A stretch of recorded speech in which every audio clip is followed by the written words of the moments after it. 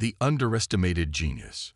The Grand Hall of the Galactic Academy of Sciences shimmered with a cold, sterile beauty.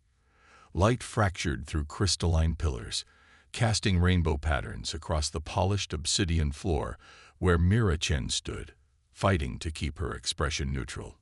She was the first human ever admitted to this prestigious institution, a fact that seemed to displease everyone present except herself. Human Chen, intoned Director Vazrik, his four eyes blinking in asynchronous patterns that humans often found disorienting. His translucent blue skin rippled with bioluminescent patterns that betrayed his skepticism. Your presence here is unprecedented. What he meant, Mira knew, was unwelcome. The 7 alien faculty members arranged behind him in their formal academic robes didn't bother to hide their disdain. Their tentacles, appendages, and in one case, hovering mechanical arms, all conveyed the universal body language of contempt. "I'm honored to be accepted, Director," Mira replied, forcing a smile. At 22, she had already earned 3 doctorates on Earth. But here, that meant nothing. Humans were still newcomers to the Galactic Consortium, barely 2 decades since first contact, and widely regarded as primitive curiosities at best. Yes, well, Vazrik's voice dripped with condescension. The diversity initiative required us to accept 1 representative from each newly contacted species. Consider yourself fortunate. Commander Sophia Wright, the human military attaché assigned to escort Mira, shifted uncomfortably beside her. Director, if I may, Specialist Chen scored in the 99th percentile on your entrance examinations. She's here on merit. Vazrik's skin flashed a pattern that the translator didn't bother interpreting. The exams were designed for species with evolved intelligence, Commander. Your kind's pattern-matching abilities can sometimes mimic understanding. Mira bit her tongue. She'd expected this reception. Humanity's rapid technological advancement after acquiring alien tech had alarmed many in the consortium. Some species had taken millennia to develop what humans adapted in years. It made them nervous. "Classes begin tomorrow," said Professor Xorla, a mantis-like being whose elaborate headdress marked her as the chair of theoretical physics. "We look forward to your participation." The dismissal was clear. As they were escorted to their quarters by a silent robotic guide, Commander Wright sighed heavily. "That went about as well as expected," she muttered. "Sorry about that, Chen." Mira shrugged. "Not your fault. They've already decided what humans are capable of. I just need to show them they're wrong." "Just be careful," Wright cautioned. "This isn't just about academics. There are political implications to your performance here." "No pressure, then," Mira replied with a wry smile. Her first class the next morning was Advanced Spatial Topology with Professor Drilixa, a gaseous entity contained within a hovering mechanical shell. The lecture hall was filled with students of varying anatomies, all seated at adaptive workstations. As Mira entered, conversations hushed, and multiple sensory organs swiveled in her direction. "Ah, our human participant arrives," Drilixa announced, his translated voice echoing through the chamber. "Perhaps you would care to introduce yourself. Share with us the modest scientific achievements of your species." A trap right from the start. Mira stepped forward, activating her neural interface to project her credentials. "Mira Chen, Earth. I specialized in hyperdimensional mathematics and quantum field theory. My most recent work focused on reconciling contradictions in unified field equations." A ripple of what might have been laughter moved through the alien students. "Ambitious," Drilixa commented, "particularly given that your species has only recently mastered basic interplanetary travel. Please, take a seat. Try to keep up." The lecture began immediately, with Drilixa deliberately accelerating through complex formula at a pace designed to overwhelm.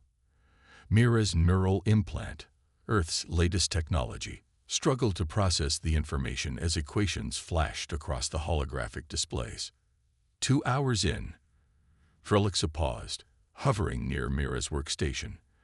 "Perhaps our human guest would like to attempt solving the Anxarivian paradox." It's a fundamental challenge in spatial topology that second-cycle students should find approachable. More ripples of amusement. The equation system appeared on her display, a tangled mess of 11-dimensional mathematics deliberately presented in its most complicated form. Mira studied it, recognizing the professor's strategy.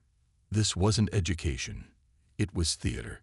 She was being set up to fail spectacularly. Her neural implant flagged something unusual, a peculiar redundancy in the equations that seemed deliberate rather than elegant. She began manipulating the display, rearranging terms, collapsing dimensions. "I believe there's an error in the standard formulation," she said quietly. The room went silent. "Excuse me." Drelix's containment shell pulsed indignantly. If you redefine the boundary conditions and approach the paradox as a system of nested field equations, rather than treating it as a geometric problem, it resolves itself. Her fingers flew across the interface, reconstructing the mathematics. The paradox isn't a paradox at all. It's an artifact of limited dimensional perspective. The solution crystallized in holographic form above her station. Clean, elegant, undeniable. Trellix's gaseous form swirled in what Mira's translator interpreted as agitation. "That is, not the standard approach." "It's correct, though," said a student with iridescent scales, a Tellurian, if Mira remembered correctly. "The dimensional collapse is mathematically sound." The professor's next words came slowly. "Class dismissed. Human Chen, remain behind." As the other students filed out, some casting curious glances her way, Mira steeled herself. Commander Wright had warned her not to make waves, but she hadn't expected to be challenged so directly on her first day. Once they were alone, Trellix's shell hovered closer. "Where did you learn that approach?" "I didn't," Mira admitted. "I saw the redundancy and followed the logical path to resolution." "Impossible. That solution has been overlooked by the finest minds in the consortium for generations. Perhaps because they were looking for complexity when the answer was simpler." Drelix's translated voice lowered. "You've made a significant impression, human. Not everyone will appreciate that." It wasn't a compliment. It was a warning. News of Mira's solution spread quickly. By midday, she had become a curiosity. By evening, she was summoned to Director Vazrik's office. The director wasn't alone. Professor Xorla and 2 other faculty members were present, along with a severe-looking being Mira hadn't seen before. Tall, angular, with metallic skin that reflected the room's lighting in uncomfortable patterns. "This is High Inspector Krevnar from the Consortium Science Council," Vazrik introduced without preamble. "Your unorthodox solution has attracted attention." Krevnar stepped forward, joints clicking. "The Enxerivian paradox has stood as a theoretical benchmark for 300 years. Your approach suggests either remarkable insight or a pause, external assistance." Mira understood the implication. "I solved it independently, Inspector. Remarkable, if true, particularly for a species so new to interstellar mathematics." Krevnar's tone made it clear how unlikely he found this possibility. "We would like you to attempt another challenge. Under supervision." Commander Wright, who had been summoned as Mira's official representative, stepped forward. "Is my specialist being accused of something?" "Merely verified, Commander," Vazrik replied smoothly. "Standard procedure when unexpected breakthroughs occur." The challenge was presented immediately. A complex problem involving warp field stability calculations that the Academy used for their advanced transportation systems. Mira was given a secure workstation and left under the watchful gaze of Krevnar and Xorla. As she worked through the equations, she noticed something troubling: an inherent instability in the calculations that the Academy's systems seemed to simply work around rather than address directly. The more she examined it, the more concerned she became. 3 hours later, she looked up. "There's a fundamental flaw in these equations." Xorla's mandibles clicked dismissively. "Impossible. These calculations power every Academy transport system." "Yes, and they're functioning through brute computational force rather than mathematical elegance. There's a cascading error potential that increases with each activation. Mira projected her analysis. At current usage rates, you'll reach critical failure within 18 months. Krevinar and Sorla exchanged unreadable glances. What you're suggesting, Krevinar said slowly, would require a complete redesign of systems that have operated reliably for decades. Reliably so far, Mira corrected. But the error accumulation is logarithmic. You're approaching the steep part of the curve. Director Vazrik's skin flashed with complex patterns. These accusations are serious and convenient, coming from a representative of a species eager to prove its relevance. They're not accusations, Mira insisted. They're observations. Mathematics doesn't care about politics. Commander Wright placed a warning hand on Mira's shoulder. Perhaps we should all take time to review the calculations carefully before drawing conclusions. An excellent suggestion, Vazrik agreed, his tone suggesting the opposite. In the meantime, Specialist Chen will continue her studies under heightened observation. As they left the director's office, Wright murmured, "You've stirred up a hornet's nest, Chen. The equations are wrong, Commander. If they don't fix this, people will die." "I believe you," Wright replied. "But challenging the consortium's mathematical foundations isn't just an academic exercise. There are powerful interests who have built careers, reputations, and technologies on those equations." Mira's neural implant chimed with an incoming message, an anonymous text communication. "Your analysis is correct. We need to talk. North Gardens, midnight. Come alone." She showed Wright the message. "Could be a trap," the commander warned. "Or an ally," Mira countered. "Either way, we need to know." Wright frowned. "I'll be nearby. First sign of trouble, I'm pulling you out." The Academy's gardens were eerily beautiful at night, illuminated by bioluminescent plants from a dozen worlds. Mira followed the path to the northern section, her implant scanning for surveillance. "You came." The voice came from behind a luminous blue tree. The Tellurian student from her topology class stepped out, scales glittering in the dim light. "I am Saren. What you discovered today, the warp field instability. Others have suspected, but no one has been willing to challenge the establishment." "Why risk contacting me?" Mira asked. "Because in 3 days, the Academy is scheduled to attempt a record-breaking multiple synchronous warp jump that will push the system to its limits." Saren's eyes reflected the garden's lights. "Based on your calculations, what happens then?" Mira felt cold. Catastrophic field collapse, a cascade of failures that could tear a hole in space-time. Saren nodded grimly. "And they're going to let it happen because admitting the error would be too damaging to their prestige. We need proof they can't ignore," Mira said, mind racing. "And allies who will listen." "I might know someone," Saren replied, "but convincing them will be dangerous. The Academy doesn't tolerate challenges to its authority, especially not from a human and a junior Tellurian." As they talked, neither noticed the small surveillance drone hovering silently among the bioluminescent foliage, recording every word for Director Vazrik's private review. Humanity's vindication. Morning arrived with alarming news. Mira's access to the Academy's computational systems had been revoked, her quarters searched, and her neural implant placed on a restricted communications protocol.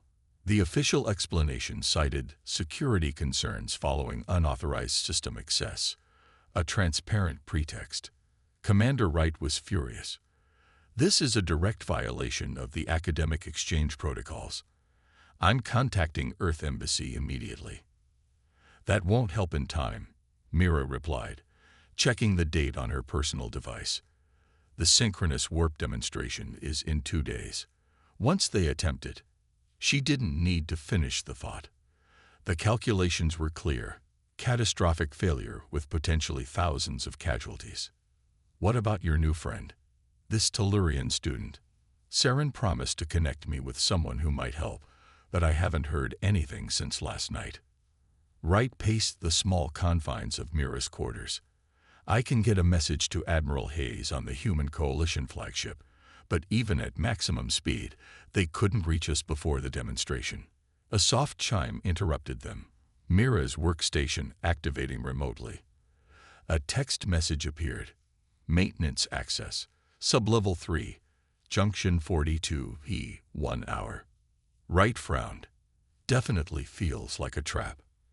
But if it's not, we're running out of options. They compromised. Mira would go, but Wright would follow discreetly, armed and ready to intervene. The maintenance levels were utilitarian corridors stripped of the Academy's usual aesthetic pretensions. Bare metal, exposed conduits, the mechanical underpinnings of academic prestige. Junction 42B was an unremarkable intersection of service tunnels. As Mira approached, a panel slid open in what had appeared to be solid wall. Quickly, urged a familiar voice. It was Professor Drelixa, his containment shell set to minimal illumination. We have limited time. Inside the hidden room, Mira found Saren and 2 others, a hovering mechanical being she recognized as a Quantix eye specialist, and to her surprise, Professor Xorla. You? Mira couldn't hide her shock. But you dismissed my concerns about the warp field equations. Xorla's mandibles clicked softly. Publicly, yes. Privately, I've been investigating the same anomalies for nearly a cycle. Your fresh perspective provided confirmation of my worst fears. Trellix's gaseous form swirled agitatedly. Director Vazrik and High Inspector Krevnar are aware of the danger, but believe the political cost of admitting error outweighs the risk. They're gambling with thousands of lives. Mira protested. The Consortium Science Council has invested tremendous prestige in these technologies. Xorla explained. To admit fundamental flaws after decades would undermine confidence in countless derivative systems. The Quantix AI, introducing itself as Nexus 9, projected a holographic display of the Academy's work field generators. The demonstration will utilize all 7 primary nodes simultaneously, creating a harmonic resonance that will, based on both your calculations and our simulations, trigger catastrophic failure. So, why am I here? Mira asked. If you already know this. Because we need your solution. Saren said simply. You didn't just identify the problem. Your workstation logs show you were developing an alternative approach before your access was cut. Mira nodded slowly. I was exploring a dimensional folding technique that would stabilize the cascade. But I'd need full access to the warp field control systems to implement it, which is precisely what we cannot provide without alerting Vazrik. Drelix's translated voice conveyed frustration. The group fell silent until Nexus 9 spoke. There is an alternative. The emergency override protocols for the demonstration will be handled through a secured quantum terminal. If we could gain physical access during the pre-launch sequence, we'd still need administrative authorization. Xorla objected. Not necessarily, Mira said, an idea forming. If we could introduce my solution as a self-executing diagnostic subroutine, the system would implement it automatically upon detecting the instability, which it will, seconds before catastrophic failure. Drelix's form brightened, a preventative failsafe disguised as a standard diagnostic. I can create the wrapper protocol, Nexus 9 offered, but we'll need unrestricted access to a development terminal. I can provide that. Xorla said, my research laboratory has an isolated system, but we'll have less than 6 hours before security protocols detect the unauthorized usage. Commander Wright, who had slipped into the room during their discussion, finally spoke, and someone will need to physically access the quantum terminal during the demonstration, in a room that will be filled with consortium dignitaries and security. All eyes turned to Mira, as the Academy's first human student. Xorla said, you've been invited to attend as a symbol of the consortium's commitment to inclusivity. Convenient, Wright muttered. They worked through the night in Xorla's laboratory, Mira and Nexus 9 building the mathematical solution, while Saren and Drelixa created the diagnostic disguise.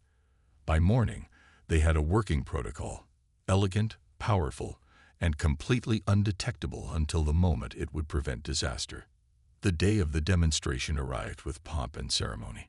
The Academy's grand observation deck was filled with consortium officials, scientific dignitaries, and media representatives. Director Vazrik presided over the event with practiced confidence, while High Inspector Krevnar stood nearby, metallic features impassive. Mira, dressed in formal academic robes provided for the occasion, was positioned prominently, a visible token of the Academy's supposed inclusivity. The security presence was heavier than expected, with guards positioned strategically throughout the chamber. The quantum terminal is behind the main control panel. Sorla had explained during their planning. You'll need 30 seconds of undisturbed access. Right, present in her official capacity, murmured, "Security's watching you specifically. This isn't going to be easy." Distinguished guests, Vazrik's amplified voice filled the chamber. Today marks a historic achievement in warp field technology.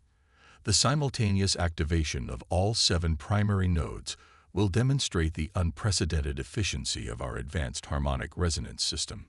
As he continued his speech, Mira scanned the room, looking for an opportunity. The control panel was only 20 meters away, but constantly attended by technical staff and guarded by 2 security officers. The demonstration sequence began with a series of preliminary field activations. Holographic displays showed the warp nodes powering up, energy levels rising precisely as programmed. To most observers, it was an impressive technological spectacle. To Mira, watching the telemetry, it was the beginning of a countdown to disaster. Phase 1 complete, announced the chief technician, moving to harmonic synchronization. This was the critical moment, the phase where the cascading errors would begin to compound exponentially. Mira needed to act now, but she was still too far from the terminal with too many eyes watching. An unexpected ally emerged. Professor Drelix's containment shell suddenly emitted a high-pitched whine, drawing attention from across the chamber. "My apologies," the professor announced as technicians rushed to assist. "A minor power fluctuation. Please continue." The distraction was brief but effective. As attention focused on Drelixa, Mira slipped toward the control panel, right smoothly intercepting a security officer with a question about evacuation protocols. Initiating final synchronization in 30 seconds, the chief technician announced. Mira reached the panel, fingers sliding beneath it to locate the quantum terminal access port Sorla had described. Found it. A small, unobtrusive data slot nearly invisible unless you knew to look for it. 20 seconds to synchronization. She inserted the microstorage device containing their solution. The terminal hummed, recognizing the diagnostic protocol and beginning its automated integration.